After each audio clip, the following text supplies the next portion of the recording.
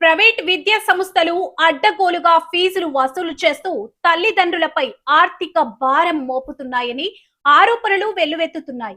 ప్రభుత్వ నిబంధనలను ఉల్లంఘిస్తూ అధిక ఫీజులు వసూలు చేస్తున్న విద్యా సంస్థలపై కఠిన చర్యలు తీసుకోవాలని ఎంఆర్పీఎస్ కామారెడ్డి జిల్లా అధ్యక్షులు రుసేగాం భూమయ్య మాదిక డిమాండ్ చేశారు.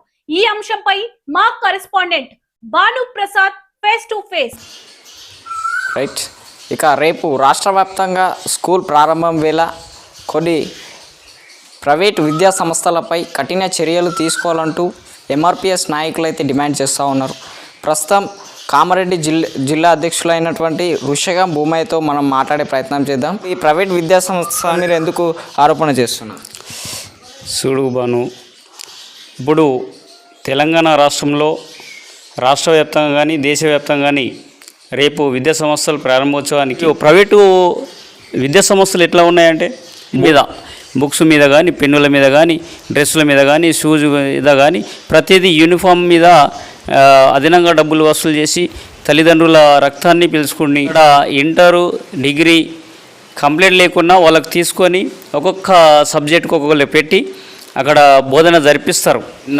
నర్సరీ నుంచి మొదలుకుంటే డిగ్రీ దాకా అక్కడ అధిక ఫీజులు వసూలు చేస్తారు. కాబట్టి మేము ఎంఆర్పిఎస్ తరపు నుంచి తీవ్రంగా ఖండిస్తున్నాం. సో మీరు ఎంఆర్పిఎస్ నాయకులుగా జిల్లాలో ఎన్ని స్కూళ్ళు తనిఖీలు చేశారు? ఇప్పటివరకు ఎటువంటి సౌకర్యాలు కనిపించినాయి మీకు? చాలా స్కూళ్ళల్లో పోయినాం. మౌలిక సదుపాయాలు సరిగా ఉండవు ప్రైవేట్లలో. మరియు ఆట పోటీలు ఆడుకోవడానికి ఇవి ఉండవు. గ్రౌండ్స్ చిన్నగా ఉంటుంది. వాళ్ళు ఒక స్కూలు దాంట్లో కుర్చీలు సరిగా ఉన్నాయి, ఒక బెంచ్ల మీద కూర్చుండే ప్రైవేటీకరణలో జరుగుతూ బ్యాన్ చేసి గవర్నమెంట్లకి పంపించాలని, గవర్నమెంట్లో చదువుకోవడానికి వెసులుబాటు గవర్నమెంట్ చూసుకోవాలని చెప్పేసి మేము విజ్ఞప్తి చేస్తున్నాం. సో మొత్తానికైతే ప్రైవేట్ విద్యా సంస్థలలో దాదాపు ఇంటర్ డిగ్రీ చేసిన వాళ్ళకే అర్హులైన అక్కడ టీచర్స్కి జాబ్ అనేది దొరుకుతూ ఉంది. ఇక్కడ టెట్ డిఈడి అది చాలా చదివిన వారికి ఇక్కడ చాలా కష్టపడి మంచిగా చదువుకొని గవర్నమెంట్ స్కూళ్ళల్లో మంచి ఉచిత బోధన చేస్తున్నటువంటి ఉపాధ్యాయులు ఈరోజు ప్రైవేట్ స్కూళ్ళల్లో ఉపాధ్యాయులు అనే వాళ్ళు చాలా తక్కువ చదువుకొని ఈరోజు ఉపాధ్యాయులుగా బోధిస్తున్నారు. అంటే దీనిపైన మీరు ఏమంటారు? చూడు, గవర్నమెంట్ చాలా తెలివి. ఎందుకంటే టెట్ డిగ్రీ డిఈడి చేసిన వాళ్ళకే క్వాలిఫై చేస్తుంది. మంచి ఎడ్యుకేషన్ ఉన్న వాళ్ళకే గవర్నమెంట్ తీసుకుంటుంది. ప్రైవేట్ కారణాల్లో ఇంటర్ డిగ్రీ చదివినా 10th పాస్ అయినా వాళ్ళకి తీసుకుంటారంటే వాళ్ళు టీచర్స్ ఉండరు. వాళ్ళకు కావలిచి ఒక 4-5 వేలు 10,000 ఇచ్చినా కానీ క్లాస్కు ఒక సబ్జెక్ట్కి ఒక మనిషిని పెట్టి ఇంప్లిమెంట్ చేస్తున్నామని చెప్పేసి ప్రైవేట్ కరణలో ఉంటుంది. కానీ మనము గమనించాల్సింది, ఎందుకంటే గవర్నమెంట్లో నాణ్యమైన విద్య అందాలని చెప్పేసి టెట్ క్వాలిఫైడ్ అయ్యి మరియు డిగ్రీ బీఈడి చేసిన వాళ్ళకే తీసుకుంటారు.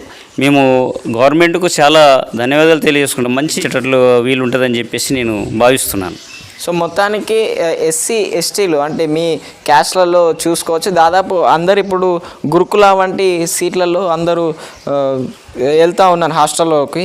ఇప్పుడు మీరు చూసుకున్నట్టయితే దాదాపు కొంత 20% ప్రైవేట్ స్కూళ్ళల్లో వాళ్ళ తల్లిదండ్రులు చేరుస్తున్నారని ఒక టాక్ అయితే వినిపిస్తుంది. అంటే దీనికి మీరు ఏం చెప్తారు?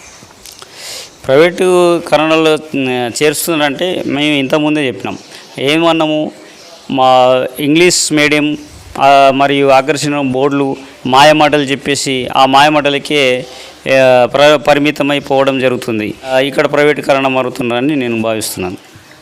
సో ఇప్పుడు మొత్తానికి చూసుకోవచ్చు, ఇటు తెలంగాణ రాష్ట్ర వ్యాప్తంగా రేపు ప్రారంభమయ్యే స్కూలు బడి గంట అయితే మోగుతుందని చెప్పుకోవచ్చు. మొత్తానికైతే ఎంఆర్పిఎస్ నాయకులు అయితే ప్రైవేట్ కంటే ఈ ప్రభుత్వ పాఠశాలలే మనకు ముద్దు అంటూ ఎంఆర్పిఎస్ నాయకులు డిమాండ్ చేస్తున్నారు. ఇది కామారెడ్డి జిల్లాకు సంబంధించి విద్యా సంబంధించిన అంశం.